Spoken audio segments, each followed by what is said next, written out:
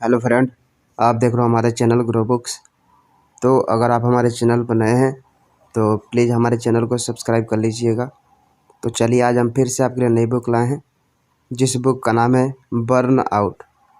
इसका मतलब तनाव का ताला खोलने का राज। इनका लेखक का नाम है एमिली नागोस्की। तो चलिए बुक को आपको दो लफ्ज़ों में बताते हैं।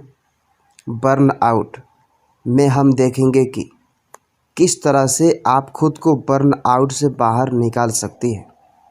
यह किताब उन महिलाओं के लिए है जो दूसरों की ज़रूरतों को पूरा करने में खुद की ज़रूरतों पर ध्यान देना भूल गई हैं। यह किताब बताती है कि किस तरह से वे अपनी ज़िंदगी को मज़ेदार बना सकती हैं। यह बुक किसके लिए है?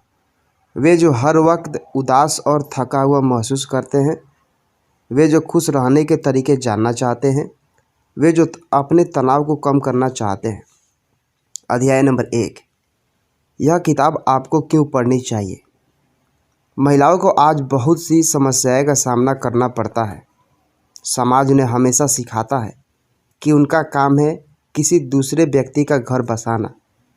फिल्मों में भी महिलाओं का रोल सिर्फ इसलिए होता है ताकि हीरो को कोई प्यार करने के लिए मिल सके। इन सभी उम्मीदों को पूरा करने में वे कहीं ना कहीं खुद का ख्याल रखना भूल जाती है। यह किताब उन्हें बताती है कि किस तरह से वे इन उम्मीदों से लड़कर खुद की ज़िंदगी शुरू कर सकती हैं। यह किताब बताती है कि किस तरह से वे अपना तनाव कम कर सकती हैं, रात को अच्छी नींद पा सकती हैं, खुश रह सकती हैं और अपनी ज़िंदगी का मकसद खोज सकती हैं।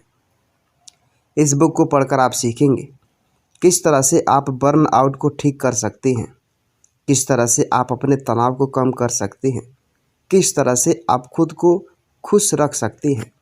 अध्याय नंबर 2, हमें बर्न आउट तब होता है जब हम अपनी भावनाओं में उलझ जाते हैं। कभी कभी हम सारा दिन काम करते जाते हैं, लेकिन शाम को हमें लगता है कि हमने अभी तक कुछ नहीं किया। कभी कभी हमें लगता है कि हम जो कर रहे हैं उसका कुछ फ़ायदा नहीं हो रहा है, और शायद कोई फ़ायदा हो भी ना। कभी कभी हमारे पास करने के लिए बहुत कुछ होता है, लेकिन हमारा कुछ भी करने का मन नहीं करता। इसी को बर्न आउट कहते हैं। 1975 में हर्बर्ट फ्यूडनबर्गर ने बर्न आउट होने की 3 वजहों के बारे में बताया। उनमें से पहली वजह है किसी चीज़ की बहुत ज़्यादा परवाह करना।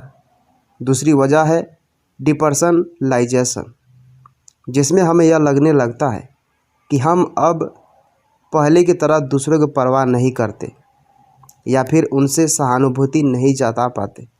और तीसरी वजह है यह महसूस करना कि चाहे जब जितना भी काम कर ले, हम कुछ भी हासिल नहीं कर पा रहे हैं। अब हम यह समझने की कोशिश करते हैं कि यह सारी भावनाएं हमारे अंदर क्यों पैदा होती है। इन सभी के पैदा होने की वजह सिर्फ एक ही है, अपनी भावनाओं में उलझ जाना। भावना एक सुरंग के जैसी होती है। एक सुरंग शुरू होता है, फिर काफ़ी दूर तक एक जैसा ही दिखता है और अंत में जाकर ख़त्म हो जाता है। उसी तरह से एक भावना भी शुरू होने के बाद जब काफ़ी समय तक आपके पास रहती है तो आपको खुद में कोई बदलाव नहीं दिखता, जिससे आप असंतुष्ट हो जाते हैं। इसी वजह से जो लोग बर्न आउट के सबसे ज़्यादा शिकार होते हैं वे लोग होते हैं जो दूसरों की परवाह और उनकी मदद करने का काम करते हैं। एग्जाम्पल के लिए डॉक्टर, टीचर और पेरेंट्स। लगभग 20% से 30% टीचर्स ने और 52% डॉक्टर्स ने इसे माना कि वे बहुत ज़्यादा बर्न आउट महसूस करते हैं। साथ ही पेरेंट्स के लिए बर्न आउट महसूस करना एक आम बात हो गई है, लेकिन हम इस बर्न आउट से छुटकारा पा सकते हैं। अध्याय नंबर 3, ज़्यादा तनाव से आपके शरीर को नुकसान हो सकता है, इसलिए आपको इसे कम करने के तरीके अपनाने चाहिए। इससे पहले हम यह समझें कि तनाव से हमें क्या नुकसान होता है। हम यह देखते हैं कि तनाव हमें क्यों होता है। पहले के वक्त में तनाव हमें तब होता था जब हमें किसी तरह का खतरा महसूस होता है। इस खतरे को महसूस करने के बाद हमारे शरीर में तनाव पैदा होता था, जो कि हमें भागने के लिए तैयार करता था। इसके लिए वो एपिनेफ्रिन नाम का हार्मोन पैदा करता था, जो कि खून को हमारे मांसपेशियों में धक्का देता था। इस वजह से हमारा ब्लड प्रेशर बढ़ जाता था और दिल की धड़कन तेज़ हो जाती थी, हमारी सांसें तेज़ हो जाती थी, ताकि हमें भागने के लिए ज़्यादा ताकत मिल सके। साथ ही हमारे शरीर की दूसरी प्रक्रिया जैसे डाइजेशन, इम्यून सिस्टम और ग्रोथ सिस्टम धीरे हो जाते थे, ताकि हम ज़्यादा से ज़्यादा एनर्जी को भागने में इस्तेमाल कर सकें। आसान शब्दों में, आज के वक्त में आपको गेंडे से बचकर भागना नहीं है। इसलिए जब आप हर वक्त तनाव लिए रहते हैं तो आपका ब्लड प्रेशर बढ़ने लगता है, हार्ट अटैक का खतरा बढ़ जाता है, इम्यून सिस्टम कमज़ोर होने लगता है, जिससे आप आसानी से बीमार हो जाते हैं, और साथ ही आपका डाइजेशन भी कमज़ोर होने लगता है, जिससे आपका खाना पचता नहीं है और आपको पेट की बीमारी होने लगती है। यह सारी चीज़ें तब होती है जब आप वो काम नहीं करते जिसके लिए आपका शरीर आपको तैयार कर रहा है। तनाव हमें इसलिए होता है ताकि हम खतरे से भाग सकें, लेकिन क्योंकि आज हमें किसी चीज़ से खतरा नहीं है, हम भागते नहीं हैं और हमें यह सारी समस्याएं होने लगती है। लेकिन अगर आप कसरत करने की आदत डाल लें तो आप अपना तनाव कम कर सकते हैं। जब भी आपको तनाव हो तो आप 20 मिनट से 1 घंटे तक जमकर कसरत कीजिए, या फिर आप पेंटिंग, म्यूजिक और डांसिंग भी कर सकती हैं। आप समय बिताने के लिए अपने दोस्तों के पास जा सकती हैं, जिससे आपके शरीर को यह लगने लगे कि अब आप खतरे में नहीं हैं। इन सारे कामों से आपका तनाव कम हो सकता है। अध्याय नंबर 4, तनाव और फ्रस्ट्रेशन से बचने के लिए और भी बहुत से रास्ते हैं। इससे पहले आप अपने फ्रस्ट्रेशन को ख़त्म करने के मिशन पर निकले, आपको यह जानना होगा कि किन किन चीज़ों की वजह से आपको तनाव हो रहा है और उसमें से कैसे आप काबू कर सकते हैं। इसके बाद आप उन्हें ख़त्म करने का काम कर सकती हैं। सबसे पहले उन हालात की बात करते हैं जिनसे आपका तनाव बढ़ता है और जिन्हें आप काबू नहीं कर पाते। इस तरह के हालात का सामना करने के बाद आप उन कामों को कीजिए जिनसे आपका तनाव कम होता है। एग्जाम्पल के लिए, आपको अगर अपनी नौकरी से तनाव होता है तो आप कसरत करने का काम शाम के लिए रख दीजिए। इस तरह से जब आप तनाव से भरकर घर आएंगे तो आप कसरत करके उसे कम कर पाएंगे। साथ ही आप पॉजिटिव सोचकर भी अपने तनाव को कम कर सकते हैं। अगर कोई काम मुश्किल है तो आप यह देखिए कि उस काम को करने के फ़ायदे क्या हैं। अगर एक काम को आपको फ्रस्ट्रेशन हो रहा है तो आप उस काम में छिपे मौके को खोजिए, लेकिन कभी भी अपनी परेशानियों से मुंह मोड़कर यह नाटक मत कीजिए कि वे है ही नहीं। खुद से झूठ मत बोलिए। आप यह सोचिए कि अगर कोई काम मुश्किल है तो उसका फ़ायदा ज़्यादा होगा। इसके बाद बहुत सी ऐसी चीज़ें भी हैं जो तनाव तो पैदा करती है, लेकिन आप उन्हें काबू कर सकते हैं। एक बार आपको पता लग जाए कि यह चीज़ें क्या है तो आप प्लान बनाकर उसे काबू कर सकते हैं। एग्जाम्पल के लिए, अगर आप हर रोज़ ट्रैफिक में फंसने की वजह से परेशान हैं तो आप अपने जीपीएस के ज़रिए कोई दूसरा रास्ता खोज सकते हैं। अगर आपको कोई दूसरा रास्ता नहीं मिलता तो आप अपनी गाड़ी में कोई ऑडियो बुक सुनकर अपनी जानकारी को बढ़ा सकते हैं। हमारे दिमाग में एक प्रक्रिया चलती है जिसे हम मॉनिटर कहते हैं। इसका काम होता है यह देखना कि हम इस समय कहाँ पर है, हमें कहाँ पर जाना है, और जिस तरह से हमारे पास समस्याएं आ रही है उसके हिसाब से हम वहाँ तक कितने देर में पहुँचेंगे। मॉनिटर का काम होता है यह पता लगाना है कि हम कितनी मेहनत करने के बाद अपनी मंजिल को हासिल कर लेंगे, लेकिन यह उन समस्याओं से भी उतना ही परेशान होता है जिसे यह काबू कर सकता है जितना उन समस्याओं से होता है जिसे यह काबू कर सकता है। एक बार अगर आप इन दो समस्याओं को अलग अलग तरह से सुलझाना सीख ले तो आप मॉनिटर को शांत कर सकते हैं। अध्याय नंबर 5, अपनी उम्मीदों को कम करके आप अपने फ्रस्ट्रेशन को कम कर सकते हैं। बहुत से लोग किसी काम को करने से पहले सोचते हैं कि वो काम बहुत आसान होगा, इसलिए जब वे उसे करने जाते हैं और समस्या आने लगती है तो वे फ्रस्ट्रेट हो जाते हैं। लेकिन अगर आप पहले से ही यह समझ कर जाएंगे कि यह काम आसान बिल्कुल नहीं होने वाला, तो परेशानियां आने पर आपको उतना फ्रस्ट्रेशन नहीं होगा। इसलिए आप सबसे पहले खुद से बहुत ज़्यादा उम्मीदें करना बंद कर दीजिए। यह मत सोचिए कि सब कुछ बहुत आसानी से हो जाएगा। आप ज़िंदगी को जितना मुश्किल समझकर उसके लिए तैयारी करेंगे, ज़िंदगी आपके लिए उतनी आसान बन जाएगी। एक स्टडी में कुछ लोगों को एक असंभव सा काम करने के लिए दिया गया। जब वे लोग इसे नहीं कर पाए तो उन्हें बहुत ख़राब महसूस होने लगा, लेकिन फिर उन्हें बताया गया कि यह काम पूरी तरह से असंभव था। यह जान लेने के बाद उनका तनाव कम हो गया। महिलाओं के साथ यह अक्सर होता है। किताबों में और मीडिया में अक्सर कहा जाता है कि महिलाओं को भी आज पुरुष के बराबर हो गई है और वे उनके साथ किसी भी तरह का भेदभाव नहीं किया जाएगा। इस वजह से वे उम्मीदें करने लगती है कि जब वे समाज में जाएंगी तो समाज उनके साथ अच्छा बर्ताव करेगा, लेकिन जब ऐसा नहीं होता तो वे फ्रस्ट्रेट हो जाती है। साथ ही आज समाज में की जा रही मार्केटिंग हमें खुद से ज़्यादा उम्मीदें रखने के लिए प्रेरित करती है। सेहत से संबंधित प्रोडक्ट हमेशा एक परफेक्ट एब्स वाले व्यक्ति की फ़ोटो होती है। महिलाओं के लिए जो भी प्रोडक्ट बनाए जाते हैं उनके एड्स में हमेशा कुछ परफेक्ट दिखने वाली मॉडल्स होती है। इस इंडस्ट्री को बिकनी इंडस्ट्रियल कॉम्प्लेक्स कहा जाता है, जो कि हमें परफेक्ट बनाने के ख्वाब दिखाकर अरबों डॉलर का बिजनेस कर रही है। बहुत से लोग सेहतमंद रहने के लिए बॉडी मास इंडेक्स का इस्तेमाल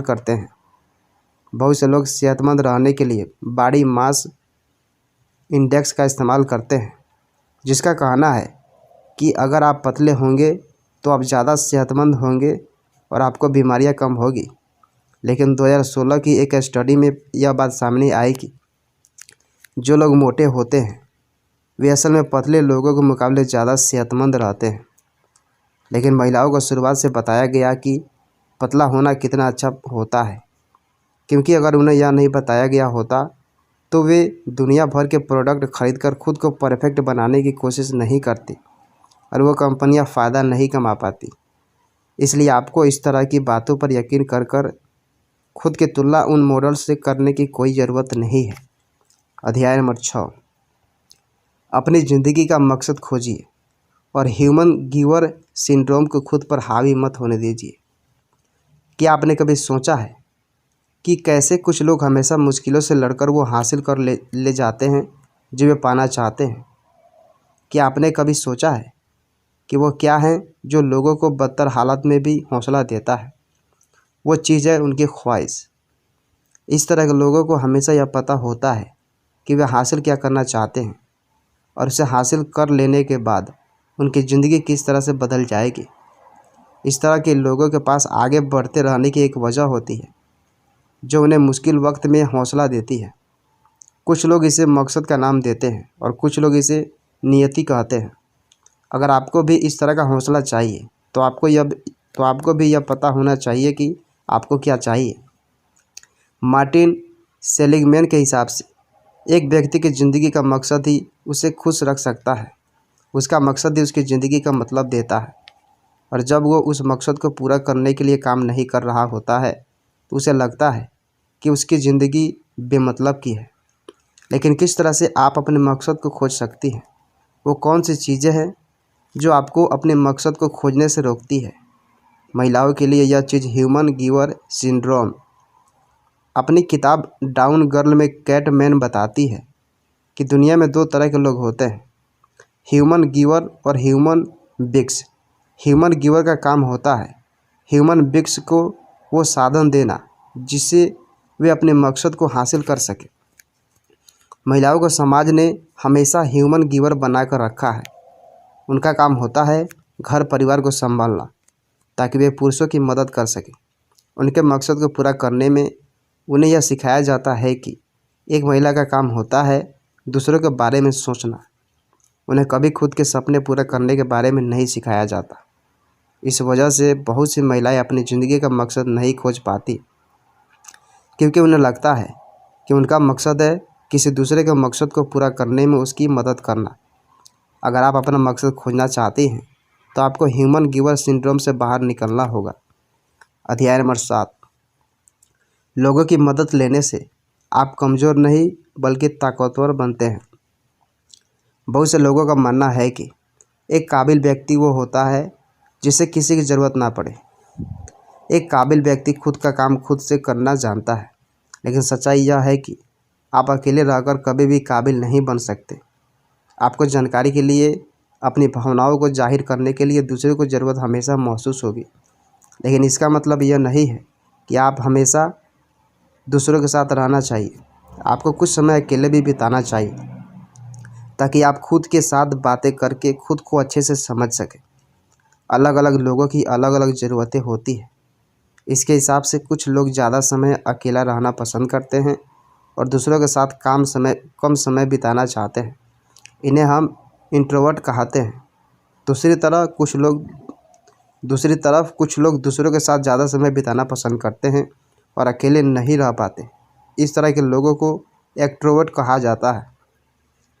सिर्फ दूसरों के साथ रहना ही मायने नहीं रखता, यह भी मायने रखता है कि उनके साथ रहने पर हम कितना अच्छा महसूस कर रहे हैं। अगर आप उन लोगों के साथ रह रहे हैं जिन्हें आप पसंद नहीं करते, तो आपकी सेहत खराब रहेगी और आप खुद का ख्याल अच्छे से नहीं रख पाएंगे। इस तरह से अकेले रहने से आप ताकतवर नहीं बल्कि कमज़ोर बन जाते हैं। दूसरों की मदद से ही आप प्यार करना सीख पाते हैं। कभी कभी दूसरे हमारे अंदर की वो बातें हमें बता जाते हैं जो हम खुद से कभी नहीं जान पाते। दूसरे लोग कभी कभी हमें कुछ ऐसा सिखा जाते हैं जो हम खुद से कभी नहीं सीख पाते। इसलिए कभी भी मदद मांगने से या लोगों से अच्छे रिश्ते बनाने से पीछे मत हटिए। अध्याय नंबर 8, आराम करना और सोना आपके लिए बहुत ज़रूरी है। बहुत से लोग अपने अंदर की आखिरी बूंद की एनर्जी को भी निकाल कर उसे अपने काम में लगाने की कोशिश करते हैं ताकि वे एक टूथपेस्ट के ट्यूब की तरह खाली हो जाए। वे सोते नहीं हैं क्योंकि उनका मानना है कि ऐसा करके वे खुद को मजबूत बना रहे हैं, लेकिन ऐसा करना आपकी सेहत के लिए बहुत ख़तरनाक साबित हो सकता है। आपको यह समझना होगा कि ज़्यादा काम करने का मतलब अच्छा काम करना नहीं होता। अगर आपको अच्छा काम करना है तो आपको अपने काम के बीच में थोड़ा आराम करना होगा। जब आप आराम कर रहे होते हैं तो आपका दिमाग असल में अपने कुछ दूसरे हिस्से का इस्तेमाल करके उस समस्या का समाधान खोजने की कोशिश करता है। जब हम कुछ काम कर रहे होते हैं तो हमारा दिमाग इन हिस्सों का इस्तेमाल अच्छे से नहीं कर पाता। इसलिए कभी कभी आराम करते वक्त हमारे दिमाग में अचानक से आइडियाज़ आ जाते हैं। अगली बार जब आप किसी काम में फंस जाए तो खुद को ज़बरदस्ती उस काम को करने पर मजबूर मत कीजिए, बल्कि अपने घर को साफ करने का या फिर अपने कपड़ों को समेटने का काम कीजिए। इससे आपको समाधान खोजना नहीं होगा, बल्कि वो खुद आपके पास आ जाएगा। साथ ही आपको एक काम लगातार नहीं करना चाहिए। आपको समय समय पर काम बदल लेने चाहिए, क्योंकि दो अलग अलग काम करने से हमारे दिमाग के दो अलग हिस्सों का इस्तेमाल होता है। इस तरह से जब हम दूसरा काम कर रहे होते हैं तो हमारे दिमाग का वो हिस्सा आराम कर रहा होता है जो पहले काम कर रहा था। सोते वक्त हमारे शरीर का हर अंग खुद को रिपेयर कर रहा होता है। साथ ही सोते वक्त हमारे दिमाग जानकारी को अच्छे से स्टोर करता है ताकि हम उसे अच्छे से याद रख सकें। इसलिए कभी भी अपनी नींद से समझौता मत कीजिए। अध्याय नंबर 9, अपने अंदर की बुरी आवाज़ को काबू करके और खुद के साथ सहानुभूति जताकर आप खुद खुश रख सकते हैं। हम सभी के अंदर की आवाज़ होती है जो हमें हमेशा फटकारती रहती है, क्योंकि बहुत सी महिलाओं को सिखाया जाता है कि वे अपनी ज़िंदगी दूसरों की मदद करने में बिताएं और खुद से पहले दूसरों की ज़रूरतों